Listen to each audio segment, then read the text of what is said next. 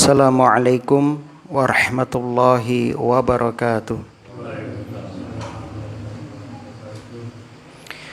Innal hamdalillah nahmaduhu wa nasta'inuhu wa nastaghfiruh wa na'udzu billahi min syururi anfusina wa sayyiati a'malina may yahdihillahu fala mudhillalah wa may yudlil fala hadiyalah. Asyhadu an la ilaha illallah wahdahu la syarikalah wa asyhadu anna Muhammadan abduhu wa rasuluh. Qala Allahu ta'ala fil Qur'an, a'udzu billahi minasyaitonir rajim. Ya ayyuhalladzina amanu taqullaha haqqa tuqatih wa la tamutunna illa wa antum muslimun. Wa qala ta'ala, ya ayyuhalladzina amanu taqullaha wa qulu qawlan sadida yuslih lakum a'malakum wa yaghfir lakum dzunubakum wa may yuti'illaha wa rasulahu faqad faza fawzan 'azima. Amma ba'du. Kaum muslimin dan muslimah, para bapak lan ibu rahimani wa rahimakumullah. Alhamdulillah alladzi bi ni'matihi tatimmus shalihat. Segala puji bagi Allah yang dengan nikmatnya kebaikan-kebaikan hamba dapat terlaksana. Kita bersyukur kepada Allah di malam hari ini. Allah masih memberikan kemudahan kepada kita untuk dapat menghadiri taman-taman surga. Mudah-mudahan kehadiran kita kelak menjadi saksi yang akan memberatkan timbangan amal soleh kita. Amin ya rabbal alamin. Allahumma anfa'na bima 'allamtana wa 'allimna ma yanfa'una wa zidna ilman. Allahumma arinal haqqa haqqa warzuqna tiba'ah wa arinal batila batila warzuqna ijtinabah. Allahumma sallimna ila Ramadan wa sallim lana Ramadan wa tasallamhu minna mutaqabbalan. Salawat dan salam mudah-mudahan senantiasa tercurah limpahkan kepada Nabi kita Muhammad sallallahu alaihi wasallam, kepada keluarga dan juga para sahabatnya radhiyallahu anhum ajma'in. Allahumma shalli wa sallim wa barik ala nabiyyina Muhammad wa ala alihi wa ashabihi wa man tabi'ahum bi ihsanin ila yaumiddin. Semoga kita lajengaken angin pun ngaos kitab Sahih At-Targhib At-Tarhib. Hadis terakhir dari bab ini tentang ancaman tidak menjaga dari air kencing. Hadis ini banyak dibahas oleh para ulama karena sebagian orang menjadikan hadis ini sebagai dalil untuk menanam pohon di kuburan dengan alasan pohon di kuburan bisa meringankan siksa. Apakah betul demikian maksud dari hadis? Mari kita kaji hadis ini sebagaimana penjelasan para ulama supaya kita tidak salah faham dalam memahami sebuah hadis. Bismillahirrahmanirrahim. An Ibnu Abbasin radhiyallahu anhuma qala, saking sahabat Ibnu Abbas, mugi-mugi Allah ngridhoi Ibnu Abbas lan bapakipun. Qala, dia berkata, maron nabiyyu sallallahu alaihi wasallam, Rasulullah sallallahu alaihi wasallam melewati bi qabraini, dua kuburan. Faqala, lalu Nabi bersabda, innahuma la yu'adziban, innahuma la yu'adzaban. Kedua penghuni kubur ini yu'adzaban, sedang disiksa. Mereka sedang diazab. Wa ma yu'adzabani fi kabirin. Mereka disiksa bukan karena perkara besar dalam pandangan keduanya. Jadi orang ini menganggap perkara yang sudah mereka kerjakan itu sepele, perkara yang ringan. Padahal itu perkara yang besar menurut Allah dan Rasulnya. Amma ahaduhuma, adapun salah satu dari keduanya, fakana la yastatiru minal bauli. Semasa hidupnya tidak menjaga diri dari kencing. Wa amal akharu, sedangkan yang satunya lagi, fakana yamshi bin namimati. Dia berjalan berkeliling sambil menebar namimah, mengadu domba. Summa akhadha jaridatan rotbatan fasyaqqaha. Kemudian Nabi sallallahu alaihi wasallam mengambil pelepah basah, pelepah kurma yang basah. Lalu beliau membelahnya menjadi dua. Wa gharaza fi kulli qabrin wahidatan. Lalu Nabi menancapkan di atas masing-masing kubur satu potong. Qalu ya Rasulullah. Kemudian sahabat bertanya, lima fa'alta hadza? Mengapa engkau melakukan ini? Qala la'allahu yukhaffafu anhuma ma lam yaibasa. Nabi menjawab, semoga mereka diringankan siksaannya selama keduanya belum kering.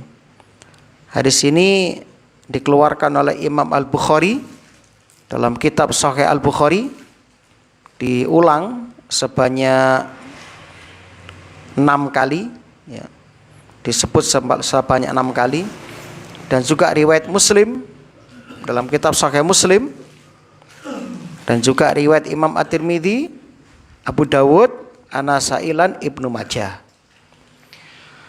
Jamaah rahimani wa rahimakumullah.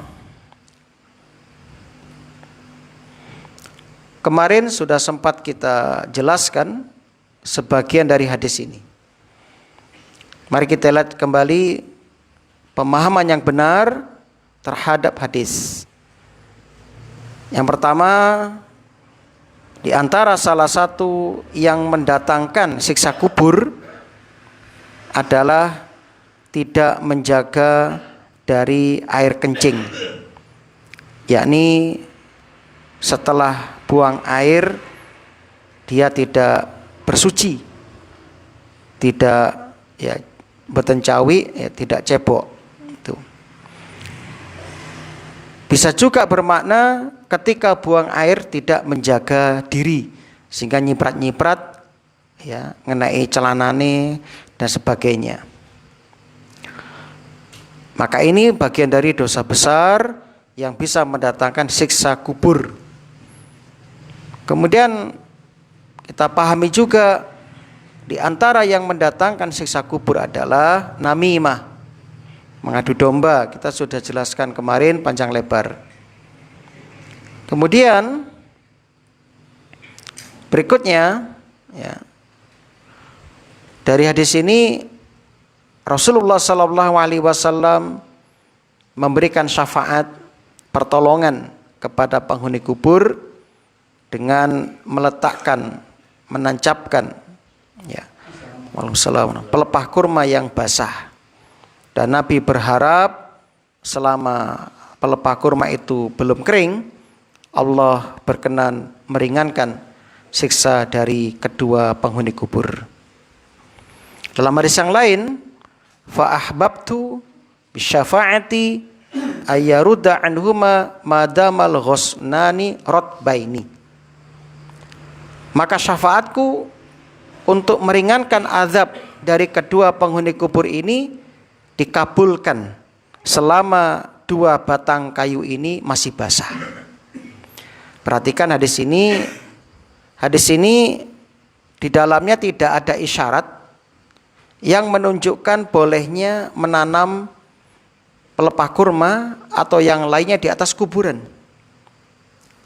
Sebab apa yang dilakukan oleh Nabi ini, kata ulama, dimasukkan ke dalam khususiyah, kekhususan Rasulullah Sallallahu Alaihi Wasallam, karena Rasul waktu itu ditunjukkan oleh Allah penghuni kubur itu, penghuni dua kubur itu, ya, sehingga saat itu spontanitas Nabi Sallallahu Alaihi Wasallam dengan kekhususannya memohon kepada Allah agar kedua penghuni kubur ini yang diperlihatkan sedang disiksa ini diringankan azabnya.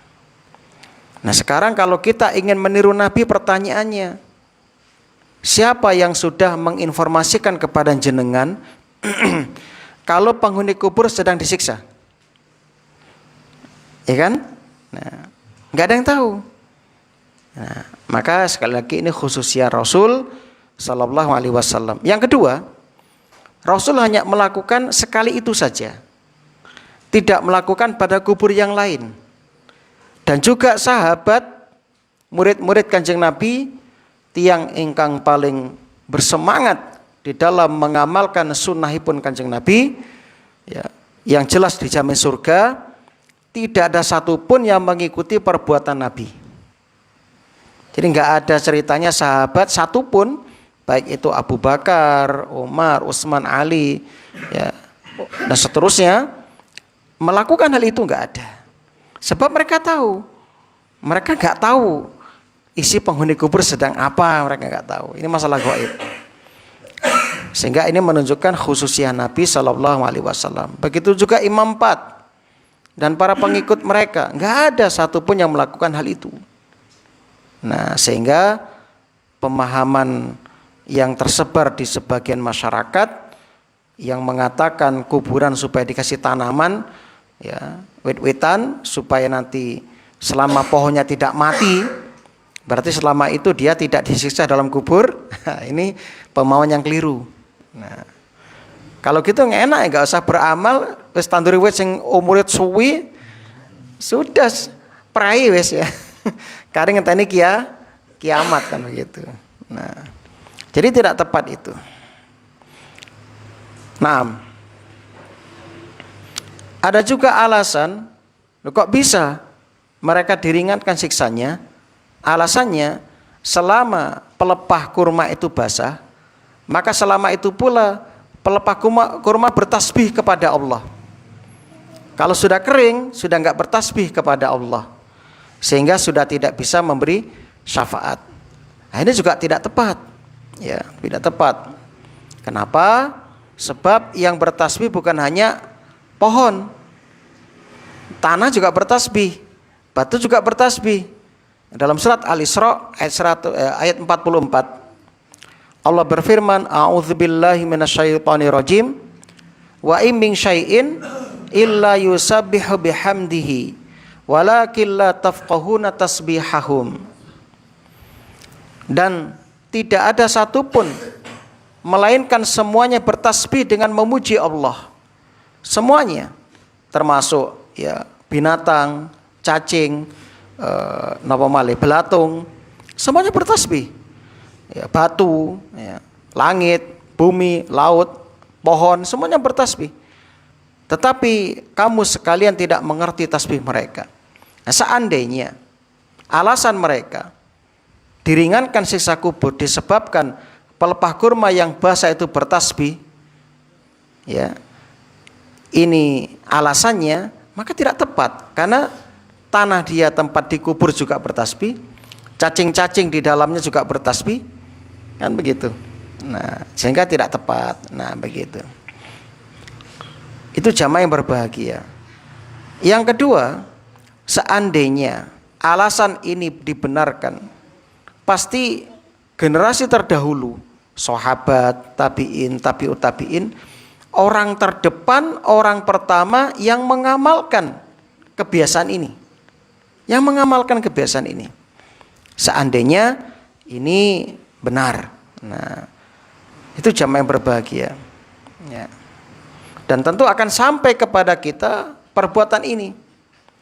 Mohon maaf, hadis tentang semangatnya sahabat mengamalkan sunnah itu sampai kepada kita seperti misalnya hadis tentang Umar bin Khattab radhiyallahu an yang ketika berkunjung ke rumah Abbas paman Nabi, kebetulan talang airnya Abbas itu agak pendek, miring, sehingga Umar pas lewat kejaduk ya.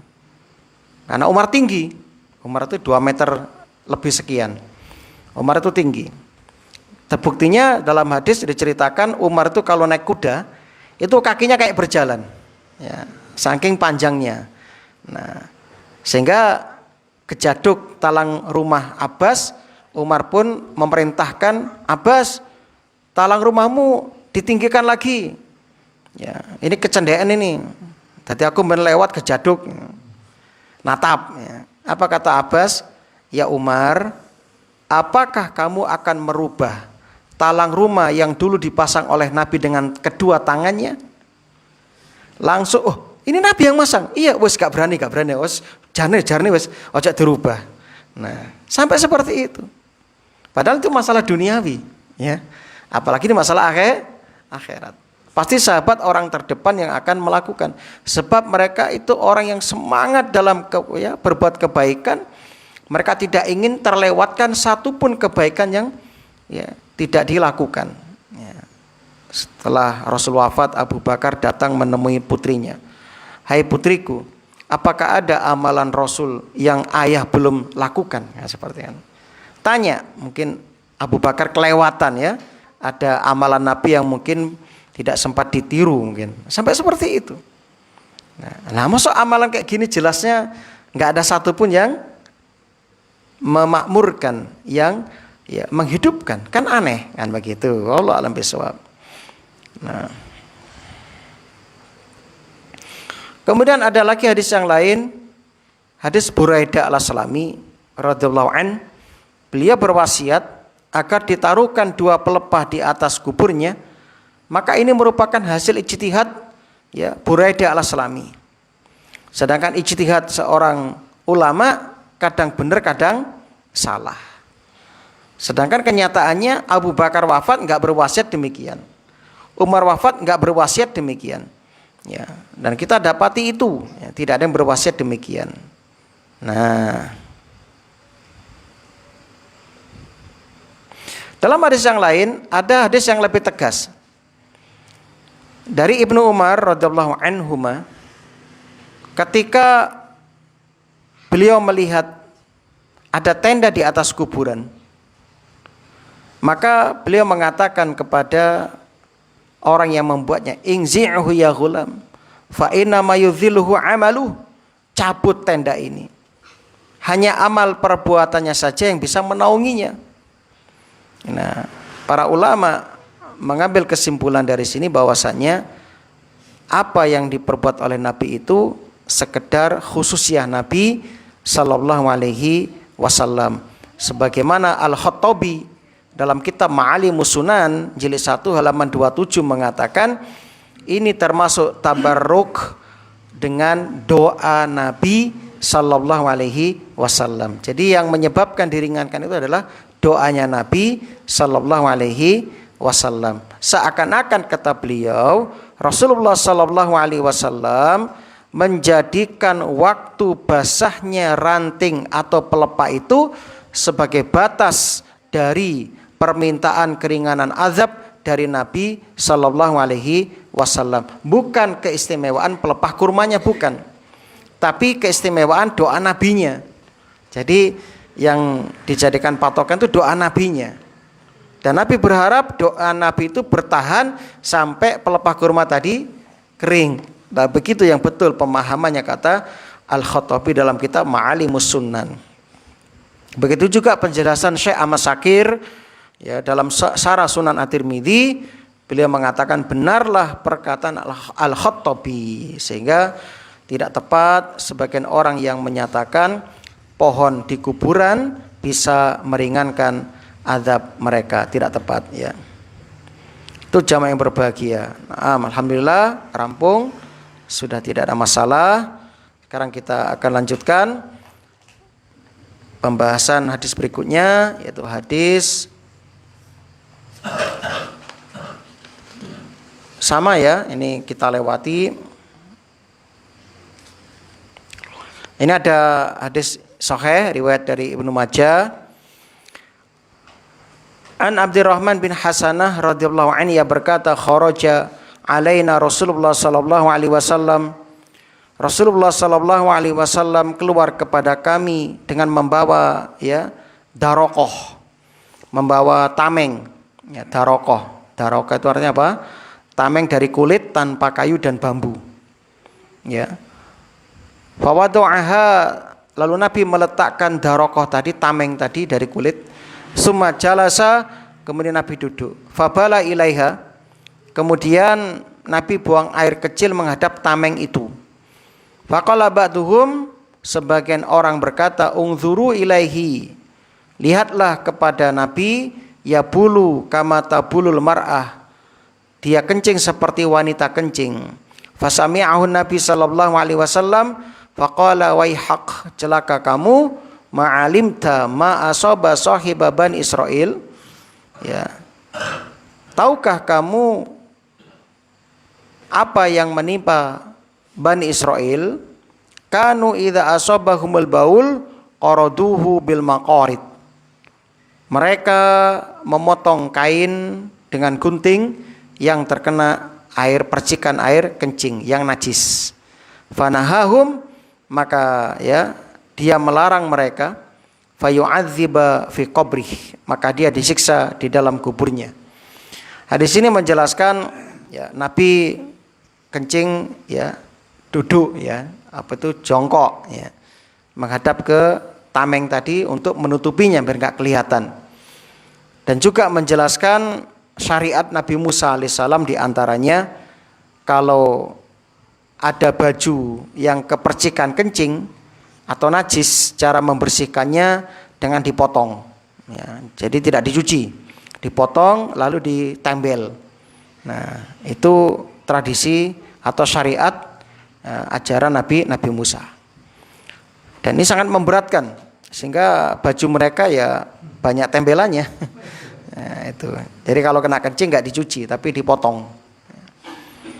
Makanya ketika turun ayat la yukallifullahu nafsan illa wus'aha, para ulama tafsir membawakan hadis-hadis tentang Bani Israil yang berat syariatnya. Kalau melakukan dosa besar, cara taubatnya harus bunuh diri. Nah, kemudian di zaman Bani Israil, Allah itu memberikan tanda kepada orang yang melakukan dosa besar, tanda silang di rumah mereka keesokan harinya.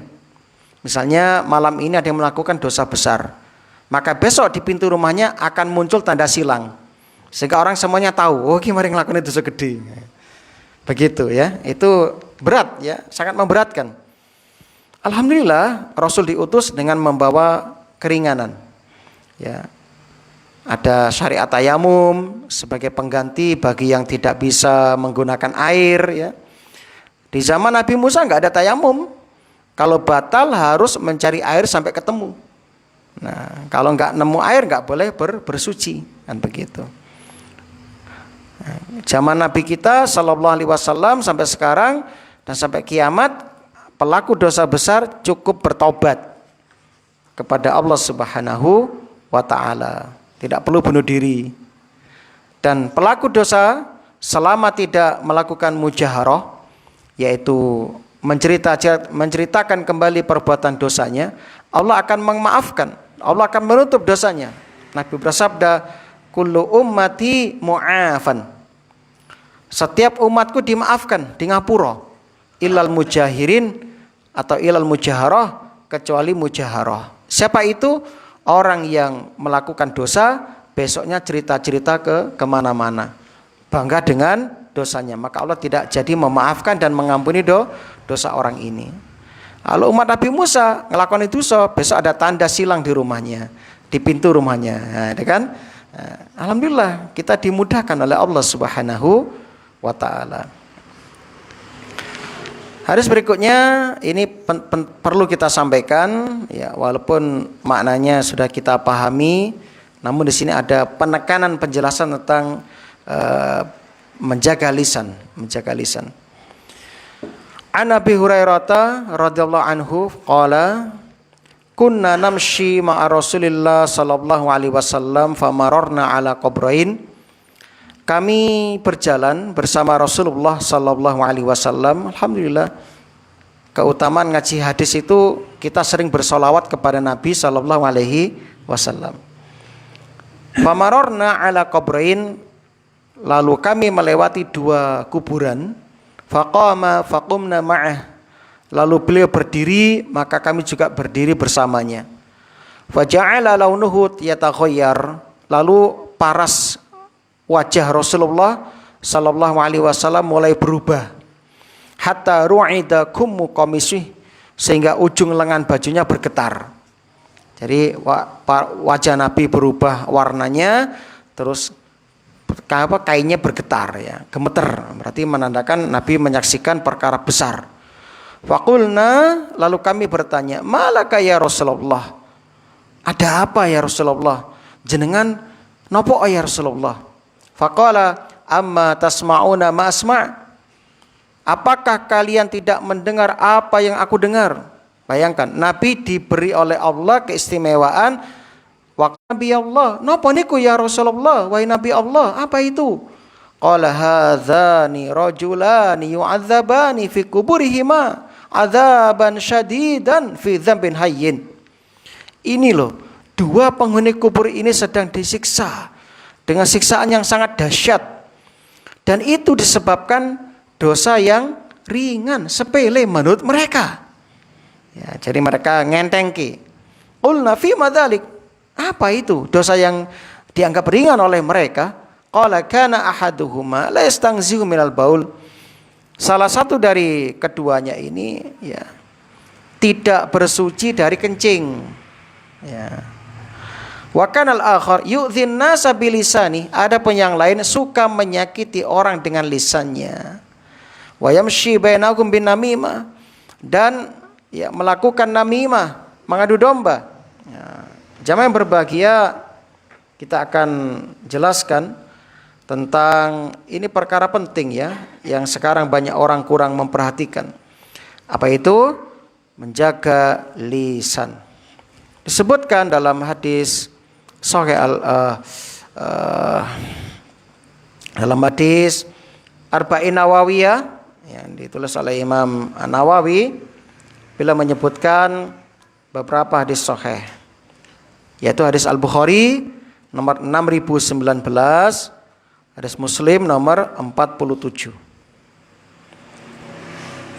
An Abi Hurairah radhiyallahu an, saking sahabat Abu Hurairah semoga Allah meridhoinya, anna Rasulullah sallallahu alaihi wasallam, saat temani Rasulullah sallallahu alaihi wasallam qol, sampun dawuh, man kana yu'minu billahi wal yaumil akhir falyakul khairan aw liyasmut. Barang siapa yang beriman kepada Allah dan hari akhir, maka hendaklah dia berkata yang baik atau diam. Wa man kana yu'minu billahi wal yaumil akhir falyukrim jarahu. Barang siapa sing sapa wonge iman marang Allah lan hari akhir, maka hendaknya dia memuliakan tamunya. Wa man kana yu'minu billahi wal yaumil akhir falyukrim dhaifahu. Barang siapa yang beriman kepada Allah dan hari akhir, maka hendaknya dia menghormati tamunya. Masya Allah. Jadi jamaah ini penting, ini bisa membantu kita untuk dijauhkan dari siksa kubur. Ya. Dan kalau kita lihat hadis ini, semuanya berkaitan dengan akhlakul karimah, akhlak yang mulia. Ternyata akhlak yang mulia itu bisa meringankan siksa kubur, bahkan bisa menghilangkan siksa kubur. Yang pertama tentang berkata yang baik. Ya, jangan melakukan namimah, mengadu domba, jangan menfitnah. Ya, kalau enggak sanggup berkata baik ya diam. Yang kedua memuliakan ya tetangga. Yang ketiga memuliakan tamu, dan ini salah satu bukti keimanan yang tertinggi. Apa itu? Berakhlak yang mulia. Nabi dawuh akmalul mu'minina imanan ahsanuhum khuluqa. Ya, kaum mukminin yang paling sempurna imannya adalah yang paling baik akhlaknya. Bahkan orang yang baik akhlaknya akan menjadi orang yang paling dekat parek kalian Kanjeng Nabi benjang wonten ing swarga. Ya. Bahkan Nabi juga bersabda tentang tipe suami terbaik. Ya, suami terbaik bukan yang ditulis di Genius Book, di kumpulan ya majalah orang-orang yang hebat, tidak. Tapi orang terbaik itu adalah khairukum li ahli, terus Kanjeng Nabi. Sebaik-baik kalian adalah yang paling baik terhadap istrinya. Wa ana khairukum li ahli, dan aku adalah yang paling baik daripada kalian terhadap istriku. Dan masih banyak lagi. Barometer keimanan seseorang itu adalah dengan menjadikan akhlak yang mulia. Ya, ini barometer kebaikan seseorang. Nah, Masya Allah. Jadi mulai sekarang mari kita jaga lisan kita. Jangan sampai gara-gara lisan kita disiksa di neraka jahanam. Terus kata Rasul, fada'a bijaridatain min jaraitin nakhli. Lalu Nabi meminta didatangkan 2 pelepah kurma dari pelepah kurma. Wa ja'ala fi kulli qabrin wahidatan. Lalu Nabi tancapkan masing-masing 1 pelepah kurma dan seterusnya. Dan Nabi mengatakan yukhaffafu anhuma madama taratbatain. Ya. Siksa kedua penghuni kubur ini diringankan selama 2 pelepah kurma tadi masih basah. Tadi sudah kita jelaskan maksudnya. Hadis salajengipun ini tentang ancaman ya. Orang yang at-tarhibu min dukhuli rijalil hammam bi ghairi uzur. Ancaman bagi laki-laki yang masuk tempat pemandian umum, hammam, tempat pemandian umum, bi ghairi uzur, tanpa memakai sarung. Wa min dukhulin nisa bi uzurin wa ghariha illa nufasa aw maridah wa ma ja'a fi nahyin an dalik. Dan larangan ancaman bagi kaum wanita untuk memasuki pemandian umum sekalipun mengenakan kain sarung dan lainnya kecuali wanita nifas atau sakit. Berikut penjelasan larangan itu. Dari Jabir radhiyallahu anhu dari Nabi sallallahu alaihi wasallam, beliau bersabda, "Man kana yu'minu billahi wal yaumil akhir." Barang siapa yang beriman kepada Allah dan hari akhir, fala yadkhulul hammama illa bimi'zarin. Ya, maka janganlah masuk tempat pemandian umum. Ingat, pemandian umum yakni pemandian yang terbuka, illa bimizar, kecuali dengan memakai sarung. Kecuali dengan memakai sarung. Wa man kana yu'minu billahi wal yaumil akhir, barang siapa yang beriman kepada Allah dan hari akhir, fala yudkhil halilatahul hammam. Janganlah memasukkan istrinya ke dalam tempat pemandian umum. Hadis sahih di Gharihi, riwayat Nasa'i, At-Tirmidzi dan Hakim. Hadis berikutnya, al-hammamu haramun ala nisa'i ummati. Hammam, tempat pemandian umum yang terbuka, haram bagi kaum wanita umatku. Ya. Hadis ini jamaah, Masya Allah ya, ini hadis ini memberikan kepada kita ya, sebuah pelajaran agung. Ya. Jadi Islam itu betul-betul menekankan tentang penjagaan aurat. Jangan sampai kita menampakkan aurat kita di hadapan khalayak. Nah, kita diwajibkan menutup aurat, ya, terutama yang sudah balik, ya, itu wajib menutup aurat. Ya. Al-hammam artinya tempat pemandian umum, berarti tidak berlaku bagi tempat pemandian pribadi. Kalau di kamar pribadi nggak ada masalah. Ya. Larangan ini tidak bersifat mutlak, tetapi berkait dengan sebab-sebab, kata ulama. Sebabnya apa?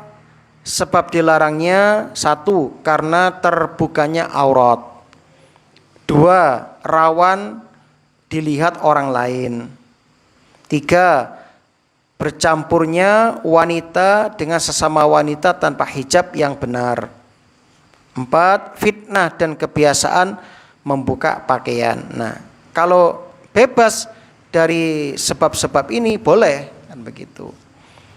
Dan memang kebanyakan kalau sudah masuk pemandian umum kayak kolam renang ya, itu sudah otomatis biasanya. Orang nggak memperhatikan, nggak mengindahkan rambu-rambu syariat ya. Dan ini madharatnya besar, bahayanya besar. Nah, Imam Nawawi dalam Syarah Sahih Muslim mengatakan larangan hammam, larangan memasuki pemandian umum bagi wanita jika tidak aman dari terlihatnya aurat. Kalau aman dan ada kebutuhan masuk ke situ boleh. Tadi sebutkan apa? Misalnya sedang nifas, dia butuh mandi besar ya. Atau dia sedang ya haid misalnya, bersih dari haid butuh mandi besar, itu boleh. Nah, itu boleh. Nah, kalau nggak ada kebutuhan untuk itu, hindari. Khusus tempat pemandian khusus wanita. Nah, itu nggak ada masalah. Tapi tetap dengan menjaga aurat. Kenapa? Gara-gara wanita istrinya tidak bisa menjaga diri dengan menceritakan aurat temannya. Nah, ini bahaya. Mas, apa turu cerita. Bojone tongkon dhewe Mas, wingi atus karo aku Mas. Cerita akhirnya, Mas bodine Mas." Wah, akhirnya bojone gak iso turu mikir, apa iya ya? Akhirnya bahaya ini terjadi. Makanya Islam itu agama satu dariah. Islam itu agama mencegah sebelum terjadinya kerusakan. Nah, itu jamaah yang berbahagia. Makanya nggak boleh ya dua wanita dalam satu kamar mandi. Tidak boleh dua laki-laki dalam satu kamar mandi. Ini bahaya, madharatnya besar. Ibnu Hajar juga mengatakan larangan ini ditujukan pada kondisi yang dominan saat itu, di mana saat itu aurat sulit terjaga. Berarti kalau sekarang aurat bisa terjaga, ada tempat khusus, ada pemandian khusus bagi wanita, nggak ada masalah. Begitu kata Ibnu Hajar. Nah, jadi masuk hammam, pemandian umum tanpa kebutuhan dan auratnya terbuka, haram, boten pareng. Masuk hammam, pemandian umum karena kebutuhan seperti tadi nifas misalnya, sakit dan auratnya terjaga, boleh. Dan ini tidak berlaku bagi kamar mandi pribadi. Nah, begitu jamaah. Jadi hadis ini memberikan pelajaran Islam sangat menjaga kehormatan wanita. Yang kedua, menutup aurat adalah kewajiban meskipun di depan sesama wanita. Yang ketiga, larangan syariat sering terkait dengan illah atau sebab, bukan tempat semata. Nah, jadi sebabnya itu bukan tempatnya tapi sebabnya. Ya. Sehingga ada kaidah usul fikih ya yang disebutkan oleh ulama ya, al man'u yaduru ma'a illatihi wujudan wa adaman. Larangan itu berputar bersama ilahnya, ada dan tidaknya. Nah, jadi yang dipermasalahkan bukan tempat pemandiannya, tapi yang dipermasalahkan adalah membuka auratnya di situ, itu yang dipermasalahkan. Itu jamaah yang berbahagia. Taib. Sebelum kita akhiri, mungkin ada yang mau ditanyakan, silakan. Kalau bisa kita jawab, kalau nggak bisa, insya Allah kita carikan jawabannya.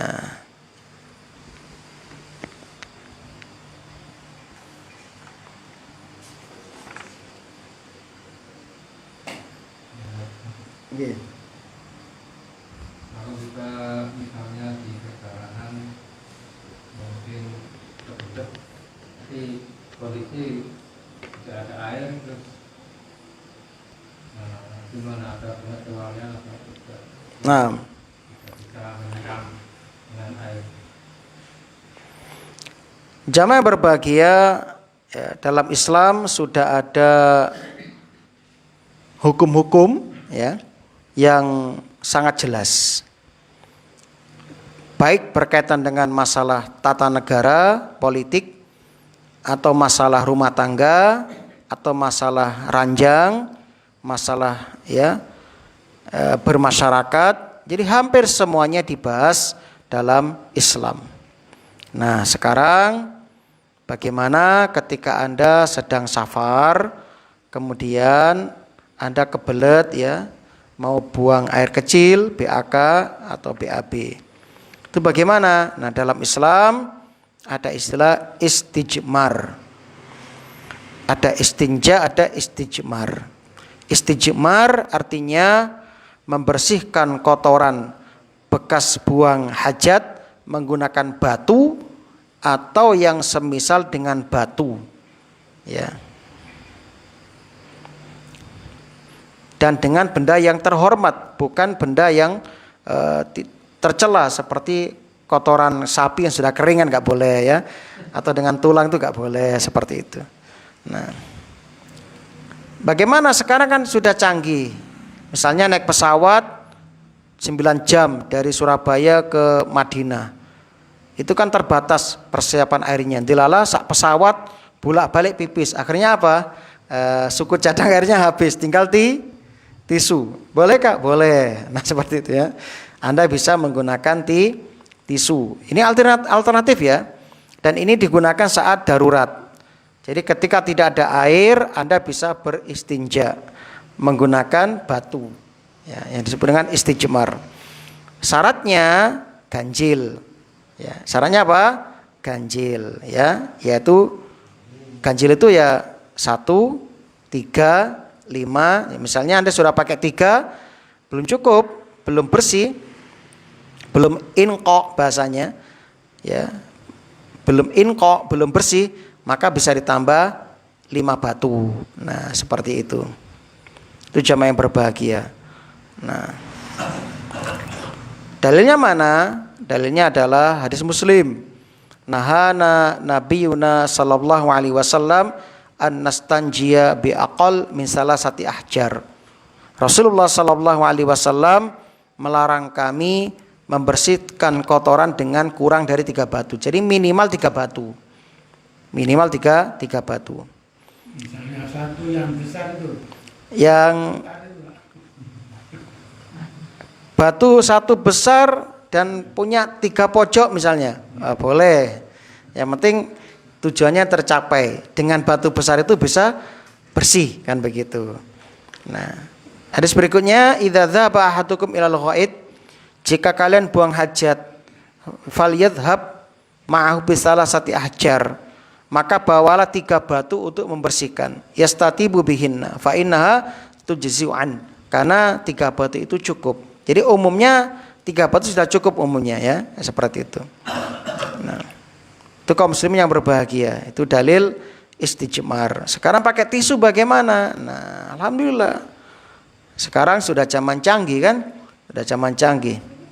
Nah, kalau kita hendak beristinja menggunakan tisu, yang pertama, ya, masalah istinja yang pertama saya ingin sampaikan, bersuci itu dengan air yang pertama. Itu hukum asalnya. Saya ulangi, bersuci hukum asal dengan apa? Dengan air, itu hukum asal. Nah, sekarang air nggak ada, kayak tadi perjalanan. Yang kedua, dengan batu saja. Dengan batu saja ini dibolehkan. Nah, itu. Yang ketiga, nah, batu nggak nemu misalnya. Nah, ini bagaimana? Kak, di pesawat kan nggak mungkin cari batu. Nah, atau di bis, ya, yang jarak jauh nggak berhenti misalnya. Anda sudah kebelet, nanti lelah air habis.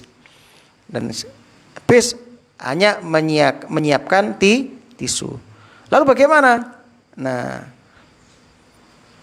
maka di sini ulama, ya, membolehkan, ya, menggunakan tisu. Tapi itu tadi harus 3 minimal, ya. Berarti kalau 3 tisu nggak cukup, 5 nggak cukup, 7, kan begitu. Nah, Dasarnya mana? Dasarnya hadis-hadis yang sudah kita sebutkan tadi. Nah, yang kita sebutkan. Yang jelas wa man istajmara falyutir, kata Rasul. Siapa saja yang melakukan istijmar hendaknya dia buat ganjil. Dia buat apa? Ganjil. Itu jamaah. Nah, adapun bekas kencingnya sudah biarkan aja karena nggak ada untuk membersihkan. Nanti biar udara sama panas yang menguapkan. Nah, seperti itu. Ada yang lain? Allah besar. Mumpung belum bisa ini kayaknya. Orang perempuan ya sama, Pak. Nggih, sami. Ini berlaku untuk laki-laki perempuan.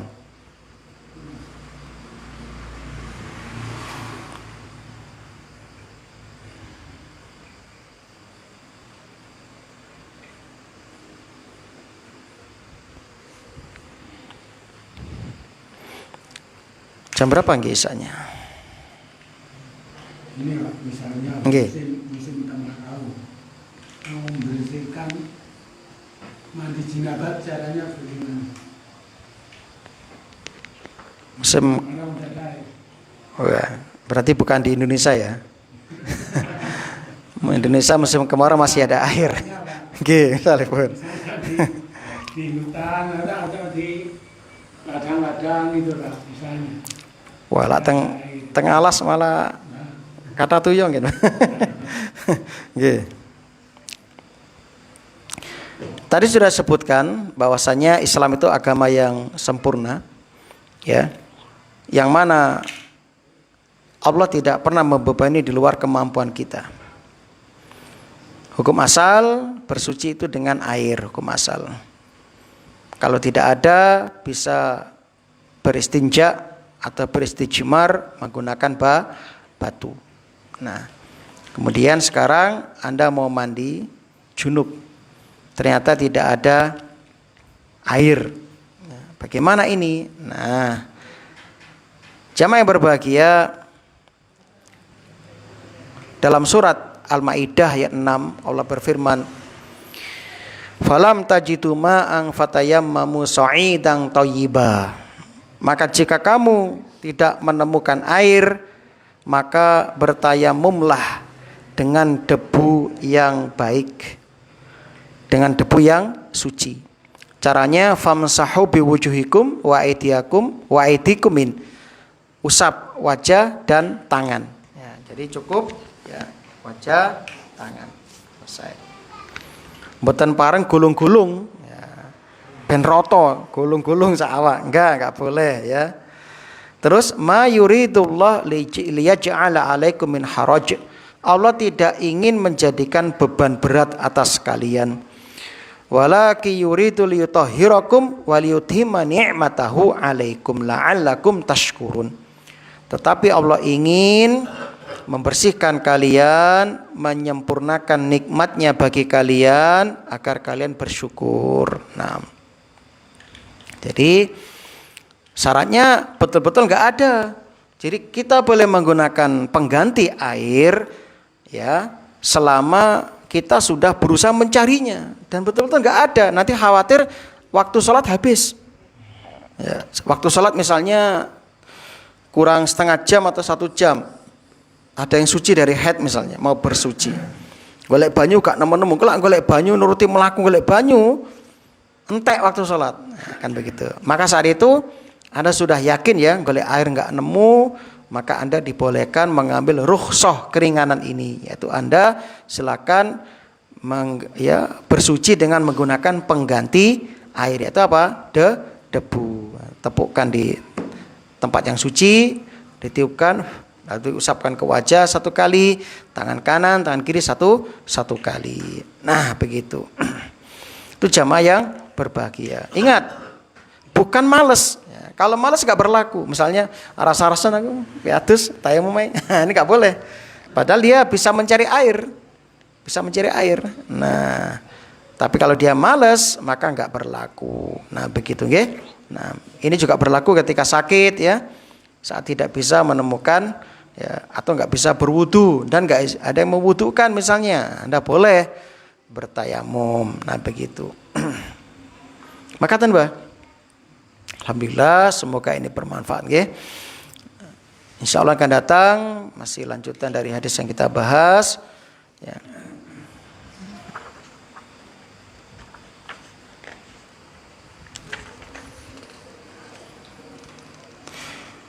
Subhanakallahumma wa bihamdika asyhadu an la ilaha illa anta astaghfiruka wa atubu ilaik. Assalamualaikum warahmatullahi wabarakatuh.